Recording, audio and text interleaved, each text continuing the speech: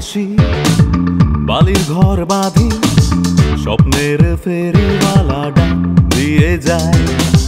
জীবনে কুয়াশা ধোয়াটে পথ, আলো আধারের সাথে খেলা চলেই যায়।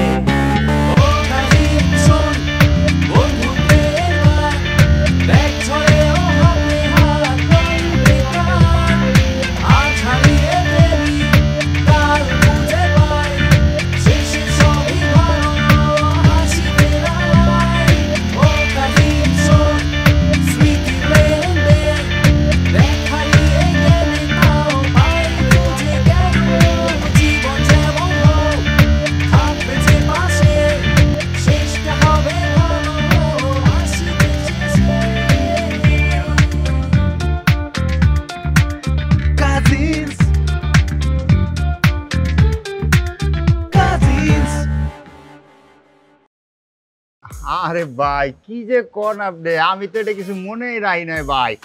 আপনার জায়গায় যদি আমি থাকতাম তাহলে আমি কি করতাম ভাই? দাদা ভাই আমি তো ওরে ছাড়তেও চাই না, ওরে ছাড়া আমি থাকতেও পারি না, আমি কি করব বলো তো? ঠিক আছে, কোনো অসুবিধা নেই, আমি দেখতেছি পুরো বিষয়টা, তুই এটা নিয়ে ভাববি না। আগে আমার বাড়ির ঝামেলাটা শেষ হোক, পরে নিয়ে কথা বলি। একটা মানুষ তোর পাশে এসে দাঁড়াইছে, মানুষটার ভালো মন্দ একটা কিছু জিজ্ঞেস কর, যে আমার মন ভালো নাকি মন খারাপ, কিছু একটা বল। এই মানে কি বিয়াদবের মতো বকবক করে যাচ্ছিস? হ্যাঁ, কে বলছে তোকে? তোকে কি কেউ বলছে যে তোকে যেতে হবে? এখন বের করে দিচ্ছে তোকে কেউ? তাহলে বারবার একই টপিক কেন? খালা, রান্না কিন্তু খুব অসাধারণ। মানে তোমার হাতের রান্না, মানে এখনো যে এত চমৎকার তুমি রান্না করতে পারো এটা আমি ভাবতেই পারতেছি না। আমি তো ভাবছিলাম যে তুমি মানে আমেরিকা যাওয়ার পরে পিৎজা বার্গার ছাড়া আর অন্য কিছু পারো না। বাঙালি রান্না যে এখনো তুমি ভুলে যাও নাই, এটা বিরাট ব্যাপার। আচ্ছা খালা, যেটা বলছিলাম আর কি, হ্যাঁ আমি একটু যাব, কিন্তু রুশোর সাথে তুমি ফার্দার এই বিষয় নিয়ে আর কোনো কথা বলবে না। তুমি কথা বলবে ধরো মুভি নিয়ে, কি বই পড়ছে এটা নিয়ে, অ্যাক্টিং তার কেমন লাগে, মানে অ্যাক্টিং ক্যারিয়ারে ও নিজেকে কোন জায়গায় দেখতে চায়, এইসব। সুমন ফোন। হ্যাঁ সুমন বল। হ্যালো দাদা ভাই, তুমি কোন? এখন আমি রেশমা খালার বাসায়, রেশমা খালার সামনে রুশোর ব্যাপারে কথা বলতে আসছি। তুমি যেমন কয়টা দিন উদাস হয়ে গেলা বুঝছো, ঠিকভাবে তুমি বাসায় আও না। আচ্ছা, আমার উপর তুমি এত গুসা করছো, এত রাগ করছো? মানে সুমন তুই না বেশি কথা বলিস, মানে এত বেশি কথা বলিস যে সিচুয়েশন বুঝিস না। আর বেটা, সবসময় বাসায় থাকলে হয় না, মাঝে মাঝে রিফ্রেশমেন্টের জন্য বাইরে ঘুরতে হয়। আমি এই জন্য বাইরে বের হয়েছিলাম, তারপর হঠাৎ করে রেশমা খালা ফোন করলো, ওনার জরুরি কথা আছে, এখন রেশমা খালার বাসায় ওনার সাথে কথা বলতেছি। কি বলবি বল। বিষয়টা কি দাদা ভাই? আরে এই ছেলেটা কেন এত বোকা? এত সুন্দর একটা সুযোগ ফানো পরে কাজে লাগাইতে না, ওরে খালা নিয়ে যেতে চাচ্ছে আর সে যেতে চাচ্ছে না কেন? তুই এটা বুঝবে না, যার ব্যথা সেই বুঝবে। এখন কথা না পেঁচে তুই বল, তুই আমাকে কেন ফোন দিছিস? বাসার অবস্থা কিন্তু ভালো না বুঝছো, তোমার প্রিয় মন্টু ভাই কিন্তু সবাইকে অস্থির করে ফেলতেছে। পরে দেখা যাইব যে তুমি বাড়ির মালিক, তোমাকে এক সময় বের করে দিচ্ছে, পরে কি করবা? আজকে মানে মন্টু ভাই আজকে কার সাথে কি করছে? সবাই কিন্তু কে পাচ্ছে, আর যে এই লুকানতে কানতে শেষ হয়ে গেছে গা। কি বলিস? ইলুর সাথে কি করছে? সে ইলুকে বলতেছে যে ইলু নাকি বয়স বাড়িয়ে দিতেছে, কেন দিয়ে বুঝতেছে না, আর কতদিন তোমার গাড়ির মধ্যে বই বেকাই বই কয়েক। আবার বুঝতেছি কি জানো, হেলে গেছে নাকি ভালো পাত্র আছে, যদি বিয়ে করতে রাজি হয় না বিয়ে দিয়ে দিব, কোনো কথা হইলো? শোন, মানে ও যেগুলো করতেছে এগুলো হচ্ছে ভিলেজ পলিটিক্স, বুঝছিস? মানে ও চাইতেছে কি, ও চাইতেছে ওর এইসব বিহেভিয়ারে আমরা যাতে রিয়েক্ট করি। রিয়েক্ট করলে কিন্তু ওর লাভ। ওর কী লাভ? ও গ্রামে যাবে, গ্রামে গিয়ে তিলকে তাল বাড়াবে। আর আমি তো উকিলের সাথে কথা বলছি, চাচার সাথেও আমার কথা হয়েছে, উকিলের সাথেও কথা হয়েছে, এটা ব্যবস্থা হবে। এখন আমাদের কাজ হলো ধৈর্য ধরে আপাতত মন্টুকে হ্যান্ডেল করা, ঠিক আছে? তোরা কোনো প্রকার রিয়েক্টিভ কোনো বিহেভ করবে না, ঠিক আছে? আমি পুরো বিষয়টা দেখতেছি, ওকে? আচ্ছা ওকে ওকে, আমি ইলুকে বুঝিয়ে বলতেছি, আর তুমি কোন নাইবা? আমি আসবো। ইলুকে তোর বোঝানোর কিছু দরকার নাই, আমি এসে ইলুকে বুঝিয়ে বলবো। আমি আসতেছি, আমাকে নিয়ে টেনশন করার কিছু নেই, ঠিক আছে? তুই এখন রাখ। আচ্ছা ঠিক আছে, তাড়াতাড়ি আমি রাখলাম। কি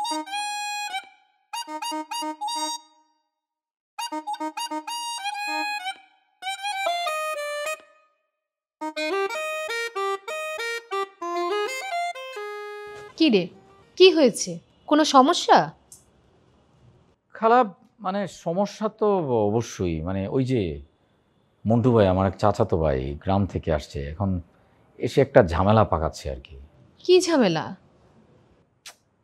খালা তুমি তো হয়তো জানো না, মানে আমার যে বাড়িটা, মানে এই বাড়িটা তো এতদিন আমি জানতাম যে আমার বাবা বাড়িটা করছেন, বাবারই জমি কিনা, কিন্তু এখন মন্টু ভাই এসে বলতেছেন যে এই বাড়িটার যে জমি, এই জমি নাকি কিনছেন আমার দাদা, তো সেই হিসাবে এই বাড়ির ভাগিদার সেও একজন। এইটা নিয়ে ঝামেলা করতেছে, এখন আমি বুঝতেছি না আসলে জিনিসটা কিভাবে হ্যান্ডেল করব। সে কি করে এই জায়গার ভাগ চায়? সেটাই তো প্রশ্ন। ও তো বলছে, মানে ও বলতেছে না যে এটা দাদার সম্পত্তি, যে দাদার যদি জমি কিনা হয় তাহলে সেই হিসাবে তো এ বাড়ির ভাগিদার সেও হবে, বা আরও অন্য যারা আছেন তারাও তো হবেন। এটাই হচ্ছে বিষয়। আরে ধুর, তোর বাবা নিজের টাকা দিয়ে জমিটা কিনেছিল। উনি তখন দেশে ছিল না বলে তার নামে রেজিস্ট্রি করা হয়নি। আমি যতদূর জানি উনি দেশে ফিরে যখন এসেছিলেন তখন তার নামে ট্রান্সফার করা হয়েছে। হ্যাঁ মানে সেইটাই, কিন্তু এখন যেটা হয়েছে খালা, আমি তো বিষয়টা জানি না, আমি একটু খোঁজখবর নিয়ে দেখতে হবে। খোঁজখবর নিচ্ছি, অলরেডি চাচার সাথে কথা হয়েছে, তারপর উকিলের সাথেও কথা হলো, এখন দেখা যাক কী করা যায়। আচ্ছা ঠিক আছে, তোমার এটা নিয়ে ভাবতে হবে না, আমি তাহলে খালা একটু যাই, বাসায় গিয়ে একটু জিনিসটা দেখি, আর আমি রুশুকে সাথে নিয়ে যাই। হ্যাঁ, রুশুকে কেন নিয়ে যাবে এখন? আমি রুশুকে নিয়ে যাবো, রুশুর সাথে আমার কিছু কথা আছে, ওই কথাগুলো বলে আমি তারপর রুশুকে পাঠাই। আর আমি তোমাকে যেভাবে বললাম তুমি রুশুর সাথে ওই রকম বিহেভ করো, তুমি তাকে নিয়ে যাবা বা অন্য কিছু এইগুলো বলার দরকার নেই। ঠিক আছে খালা? ওকে, ঠিক আছে। Thank you.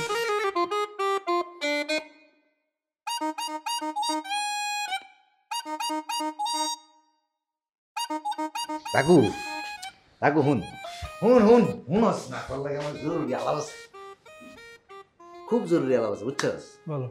হুন, আমি চিন্তারে দেখলাম, বুঝছস, যে মনে হয় যখন যার যে একটা জায়গা হয় সেই জায়গাটা যে তার, এটা বুঝানোর কিন্তু একটা ব্যাপার আছে। এই যে মনে করে এই লোকটা, এই যে কি জানি নাম, রুশু, এই যে রুশু কি হচ্ছে, রুশু তার ছবি দিয়া এই ঘরটা দখল করার একটা ফায়তারা হচ্ছে, বুঝছস? এইটা এই যেন করণ যেত না, তুই তোর কিছু সুন্দর ছবি তুলুম, সেই ছবি দেয়া, তারপর এনো তোর ছবি লাগাবে, বুঝছস? তোর ছবি থাকবো এই দেয়ালে, ঠিক আছে? দেখুন, এই যে আমারও তো একটা রুম হয়েছে ভাই, তাই না? এই রুমটা তো ফিক্স করানো লাগবে, তাই না?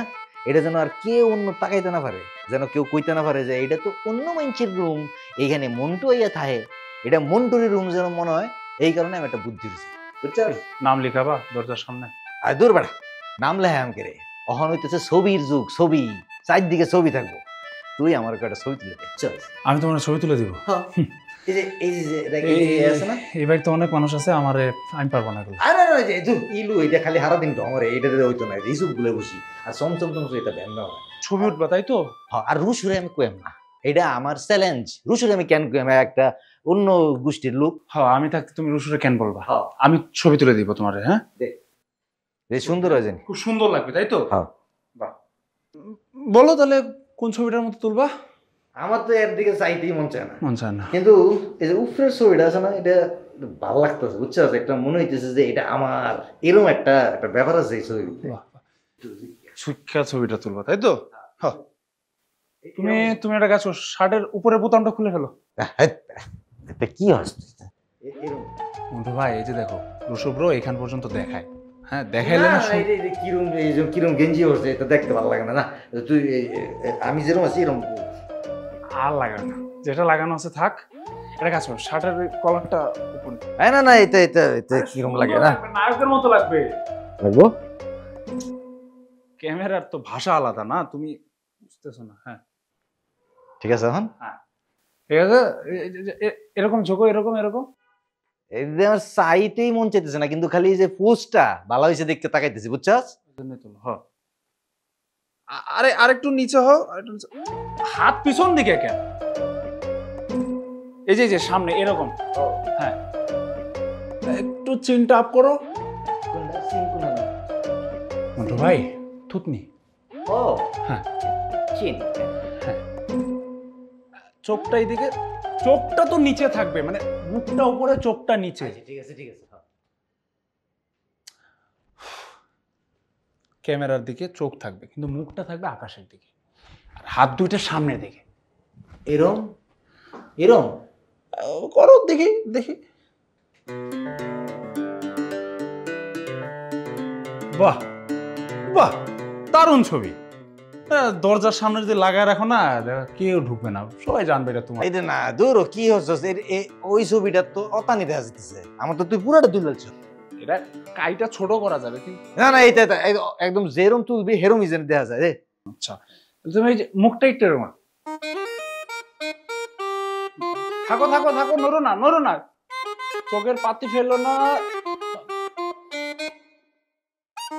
হাত দুটো তো পিছনে, তাহলে কেমন হবে? তো কই রাখাম কেন? এই মুখটা, হ্যাঁ মাথার একটু বাঁকা করো, মাথার একটু বাঁকা করো।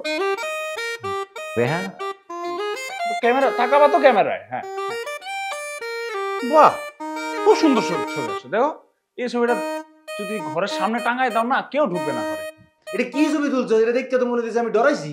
তুমি যেরকম আমি সেরকম ছবি তুলছি। তুমি তোমার যেরকম মানে কি হচ্ছে, আমার কি চেহারা খারাপ? ছোটবেলায় আমার মাইন্ডে কইতো যে আমি নায়ক, তুই এটা কি কস? ওইটা তো ছোটবেলা কইতো, তারপর তো যত বড় হইছো তত মাথার মধ্যে তোমার অনেক জিনিস ঢুকছে, তারপর থেকে চেহারাটা এরকম হয়েছে যেরকম দেখা যাচ্ছে। আমি তো কিছু করার নাই। কে তুই কিন্তু আমার লোকে বেদবি করতেছস। তুই আমার গোষ্ঠী ছাড়া হয়ে, আমার বংশের ফুলায়, আমার ভাই হয়ে, আমার রক্তের ভাই, তুই আমার লোকে এরকম কথা কইতলি যে আমার চেহারা খারাপ?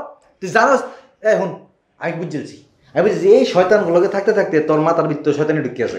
আর তুই এই ছবি তুলতে পারস না, তুই ছবি তুলতে পারস না। আমি কি হলাম জানোস? আমি স্টুডিওতে যাই, স্টুডিওতে গিয়া টেহাদা ছবি তুললাম, টেহাদা। তোর ছবি আমি পুষিও না, যা।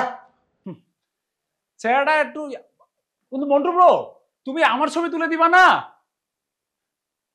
ছবি তুলতে আসছে মন্টু ভাই, তোমার আমি ভালো করে চিনা ফেলছি। তুমি আমাদের মধ্যে একটা প্যাচ লাগাইতে চাচ্ছ না? তোমার আমার চেনা না, এই বাড়ি থেকে মিষ্টিপুরে বার করছো।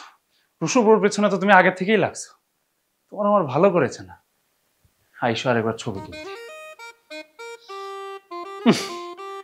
বান্দরের মতো একটা চেহারা। সেসব বাদ, আমার পড়ালেখা করতে হবে। এখানে থাকলে আবার এসে ডিস্টার্ব করবে।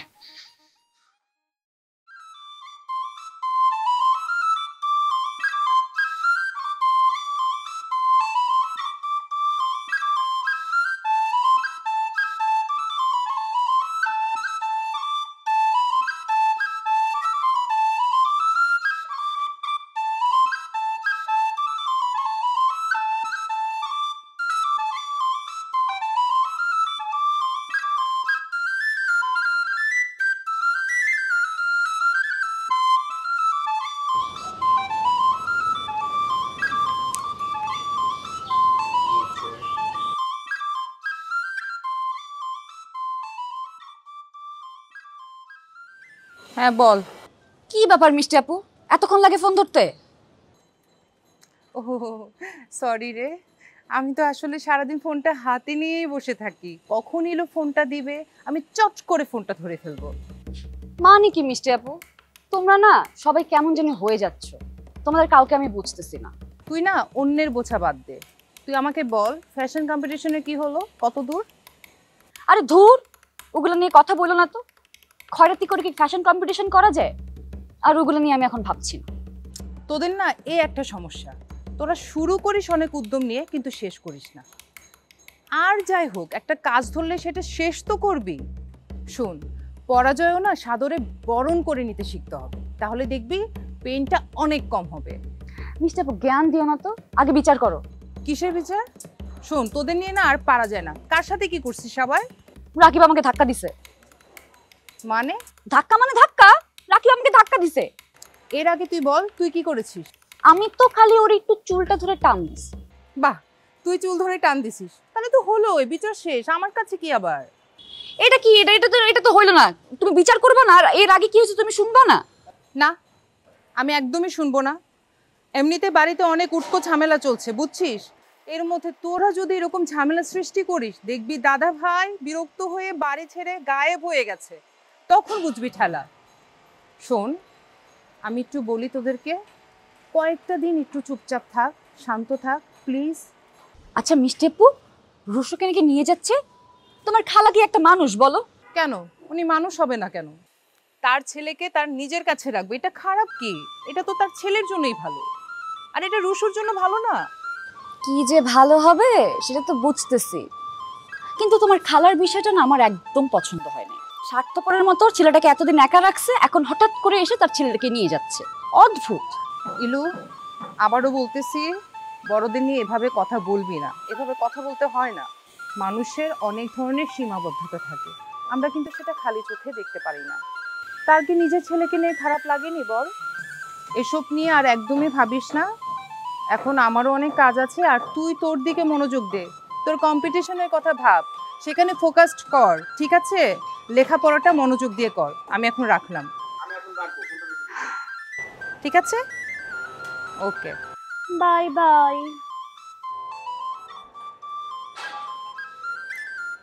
উফ, পাগল হয়ে যাব এদের জন্য, পাগল হয়ে যাব।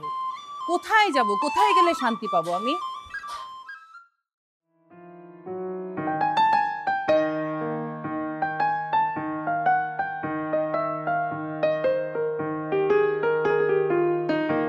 হ্যাঁ মানে বলবো, ওই যে ধর তখন রিক্সায় তো আসলে বলতে চাইছিলাম, কিন্তু এত শব্দ সবকিছু মিলে ভাবলাম যে রিক্সার জার্নিটা উপভোগ করি। এই ছাদে নিয়ে আসলাম, নিচে এত হাউকাউ। মানে তোর অ্যাক্টিং তো অসাধারণ। মানে আমার ধারণা ছিল যে তুই করছিস, কিন্তু তুই যে পুরো দোস্তর অ্যাক্টর হয়ে যাচ্ছিস সেটা আমার ধারণার মধ্যে ছিল না। অসাধারণ। হ্যাঁ, তুমি বুঝছো কি করে? তোদের মঞ্চ নাটক দেখতে গেলাম বেলি রোডে। তোর তোর চরিত্রটা ছোট কিন্তু অনেক ইম্প্যাক্টফুল। মানে আমার কাছে কি মনে হচ্ছে যে আমি তো অ্যাক্টিং এতটা বুঝি না, তবে যতটুকু বুঝলাম যে বাকি যে চরিত্রগুলো ছিল সবাই মনে হচ্ছিল অ্যাক্টিং করছে। এর মধ্যে তুই মানে তোর চরিত্রটা শুধু আলাদা, মনে হচ্ছিল তুই অ্যাক্টিং করিস না, একদম ন্যাচারাল। এইটাই মানুষে পছন্দ করে, এবং ওই চরিত্রের সাথে তুই মিশে গেছিস। মানে আমার কি মনে হয় জানিস, আমার মনে হয় তোর সবকিছু বাদ দিয়ে তোর সমস্ত ফোকাস অ্যাক্টিং এ হওয়া উচিত। কারণ কি জানিস, মানে নিজের আত্মার সাথে কখনো বেইমানি করতে হয় না। মানে তোর কি কি হয়তো অনেক কিছু করতে ভালো লাগে, কিন্তু তার মধ্যে একটা হচ্ছে অ্যাক্টিং, রাইট? কিন্তু আমি তোকে বলবো যে না, তুই অ্যাক্টিংটাকেই প্রায়োরিটি দিবি, নিজের আত্মার সাথে কখনো বেইমানি করবে না। যেমন ধর তোর মন, আত্মা, তোর দিল, বলো না সোল, তোর তোর তোর সোল চাচ্ছে যে তুই রিক্সা চালাবি। রিক্সা চালাইতে বলছি না, মানে উদাহরণ দিয়ে বলছি আর কি। কিংবা তোর সোল চাচ্ছে যে তুই সারা জীবন পাহাড়ে পাহাড়ে ঘুরে বেড়াবি, কিংবা একটা ছোট রেস্টুরেন্টের ওয়েটার হয়ে কাটিয়ে দিবি। তোকে জোর করে রিক্সার বদলে তোর ফ্যামিলি বলে না তুই ট্রাক চালাবি কিংবা ট্রেন চালাবি, তুই তো সেটা পারবি না। ওটা চালাতে গিয়ে তুই আরো অ্যাক্সিডেন্ট করে মানুষ মেরে ফেলবি, তোর তারপর তোর সারা জীবন জেলে পচে মরতে হবে। তার মানে তোর সোল যদি চায় যে তুই অ্যাক্টিং করবি, তাহলে তোর সমস্ত শক্তি, সমস্ত চিন্তা, সমস্ত মেধা, সমস্ত সময় ওই অ্যাক্টিং এর পিছনেই দেওয়া উচিত। এটা শুধু তোর বেলায় না, সমস্ত মানুষের ক্ষেত্রে এটা করা উচিত। যেমন আমার কি, আমারটা যদি ধরিস, আমারটা কি হয়, আমার যেমন ধর যে আমার পাহাড়, সমুদ্র, নদী এসব ভালো লাগে, আমি কিন্তু ওইটাই চাই। সঙ্গত কারণে পারছি না, এক সময় পেরে ফেলব। বুঝছিস? তুমি সারাক্ষণ আমাদের ঝাড়ি দাও, সারাক্ষণ বকাঝকার উপরে রাখো, ম্যাটেরিয়ালিস্টিক কোনো কিছুর অভাব রাখো না, কিন্তু আমার অ্যাক্টিং, আমার ক্যারিয়ারের ব্যাপারে এত ভাবো, এটা তো আগে জানতাম না। ভাববো না? আমি তো তোরই ভাই। তোর কি মনে হয় যে তোর ভিতরে যে একটা, তোর নিজেকে নিয়ে একটা কনফ্লিক্ট কাজ করে, এটাকে আমি বুঝি না? আমি বুঝি, হয়তো তোকে আমি ওইভাবে বলি না। এই যে তোর বাবা মায়ের যে সেপারেশন, এইটা তোকে সবসময় একটা অস্বস্তির ভিতরে রাখে, একটা আতঙ্কের ভিতরে রাখে, তোকে একটা ইনসিকিউর পার্সন হিসেবে তোকে দাঁড় করিয়ে দেয়। কিন্তু এটা নিয়ে তোর এভাবে ভাবা উচিত না। এটার জন্য তুই একদমই দায়ী না। আর এটা তুই একমাত্র মানুষ না, এটা পৃথিবীতে অহরহ ঘটছে। দুজন মানুষ একসাথে থাকাটা যেরকম তাদের সিদ্ধান্ত, দুজন মানুষ আলাদা হয়ে যাওয়াটাও এটা তাদের শুদ্ধ সিদ্ধান্ত। দুটার মধ্যে আলাদা আলাদা বিউটি আছে। যখন তারা একে অপরকে ভালোবাসে তখন তারা একসাথে থাকে, যখন তাদের ভিতরে অ্যাংজাইটি তৈরি হয়, পারস্পরিক বোঝাপড়ার কমতি তৈরি হয়, তখন তারা আলাদা হয়ে যায়। এটাকেও রেসপেক্ট করতে হবে সমানভাবে। তুই ছোট মানুষ, হয়তো এত বুঝিস না, কিন্তু এটাকে মেনে নিতে হবে, এইটাই রিয়ালিটি, এটা তাদের সিদ্ধান্ত, এখানে তোর কোনো দোষ নাই। এখন যদি তোর পরের ঘটনায় আমি আসি, তাহলে তুই খুব ভালো শুনতে পাচ্ছিস তো নাকি? তোর কাছে মানে খারাপ লাগছে? খারাপ লাগলে কথা বলবো না। না, ইটস ওকে, কিন্তু এই ধরনের কনফ্লিক্টে থাকা কি জায়েজ না আমার জন্য? হ্যাঁ, মানে জায়েজ বলে তো কোনো কিছু নাই, এটা এক ধরনের চয়েস, সিদ্ধান্ত, যে তুই কি করবি এবং করবি না, কোনটা তোর উপকারে আসবে এবং কোনটা উপকারে আসবে না, এটা সিদ্ধান্ত, এটা চয়েস। এখানে জায়েজ বলে কোনো কিছু নাই। এখন তুই যদি তোর চয়েস করিস যে আমি সারা জীবন আমি দুঃখ, বেদনা, কষ্ট এসব নিয়ে জীবনযাপন করবি, তাহলে এটাই তোর জীবনে আসবে। আর যদি তুই চাস যে আমি একটা পিসফুল লাইফ তৈরি করব, তুই সেই লাইফটাই পাবি। মানে বংশে একটু বোধহয় মানে তোমাদের আদব লেহাজে একটু বোধহয় সমস্যা আছে না? এই যে আমি একটা বড় মানুষ, তা আমার দীক্ষা সালাম আদব দিবা না? তারা যদি আবার কখনো সিদ্ধান্ত নেয় তারা একসাথে হবে, এটা তাদের সিদ্ধান্ত, এখানে তোর কোনো বক্তব্য নেই। তোর কাছে বাবাও যেরকম, মাও তেমন। আমি কি বুঝাতে পেরেছি? তো তোর কাছে একটা আস্থার জায়গা থেকে সবকিছু শেয়ার করছিল, এরপর থেকে ইলু তোর সঙ্গে কিছু শেয়ার করলে তুই সেটা সলভ করতে পারিস আর না পারিস, অন্তত শুনে ওর হেল্পটা করিস।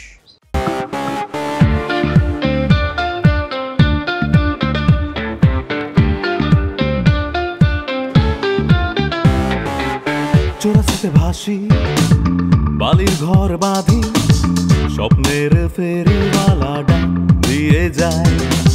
জীবনে কুয়াশা ধোয়াটে পথ, আলো আধারের সাথে খেলা চলেই যায়।